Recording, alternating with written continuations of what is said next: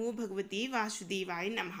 स्वागत है आपका आपके अपने चैनल अमृत लोक कथा में।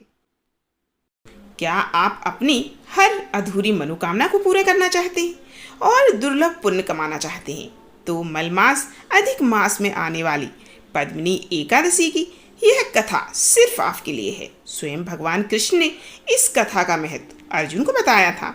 आइए मिलकर सुनते हैं इसकी चमत्कारी कथा। लेकिन ध्यान रहे, इस पावन कथा को बीच में छोड़ने की भूल बिल्कुल मत कीजिएगा। यह त्रेता युग की बात है कि राजा कीर्तिवीर की कई रानियां थीं, परंतु उन्हें पुत्र रत्न की प्राप्ति नहीं हो रही थी। संतानहीन होने के कारण राजा और रानियां दुखी रहा करते थे। फिर एक दिन संतान की कामना से राजा अपनी रानियों के साथ जंगल में तपस्या करने निकल गए।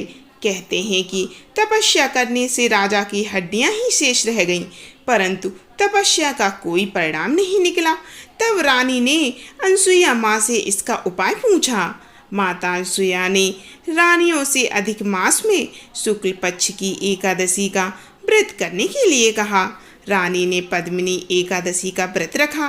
व्रत की समाप्ति पर भगवान प्रकट हुए और वरदान मांगने के लिए कहा।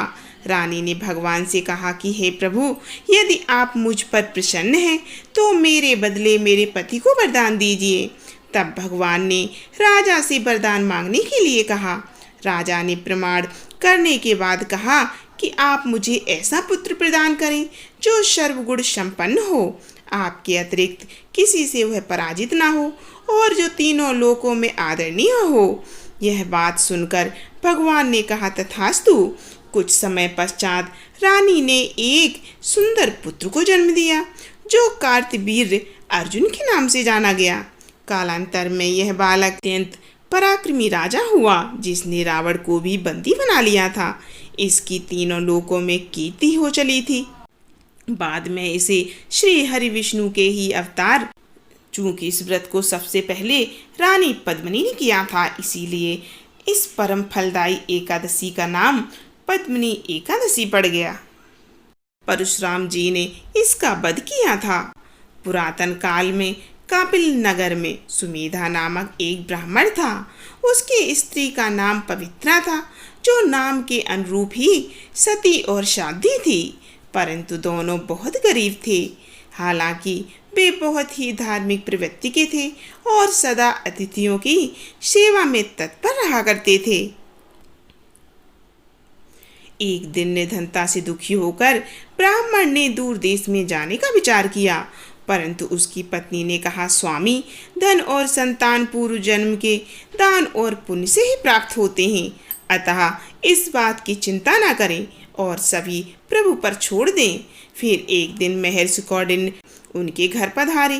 दोनों ब्राह्मण दंपति ने यथाशक्ति तन मन से उनकी सेवा की। महर्षि ने उनकी गरीब दशा देखकर उन्होंने कहा, दरिद्रता को दूर करने का बहुत ही सरल उपाय यह है कि तुम दोनों मिलकर अधिक मास में कृष्ण पक्ष की एकादशी का व्रत करो, पंचरात्रि जागरण करो तथा इस एकादशी का व्रत करने से यक्षराज कुबेर तुम्हें धनाधीश बना देंगे, क्योंकि इसी से हरिश्चंद्र राजा हुए। ऐसा कहकर महर्षि कौंडिन्य चले गए। इसके बाद सुमेधा और उनकी पत्नी पवित्रा ने यह व्रत विधिवत रूप से किया। इसके बाद प्रातःकाल कहीं से एक राजकुमार अश्व पर चढ़कर आया और उसने इन दोनों धर्मपरायण एवं व्रती दंपत्ति को देखकर उसे बड़ी दया आई और उसने दोनों को सर्व साधन संपन्न, सर्व सुख समृद्धि युक्त करके एक अच्छा भवन रहने को दे दिया। इसी तरह दोनों के सभी दुख दूर हो गए। ये थी पद्मिनी एकादशी व्रत की कथा।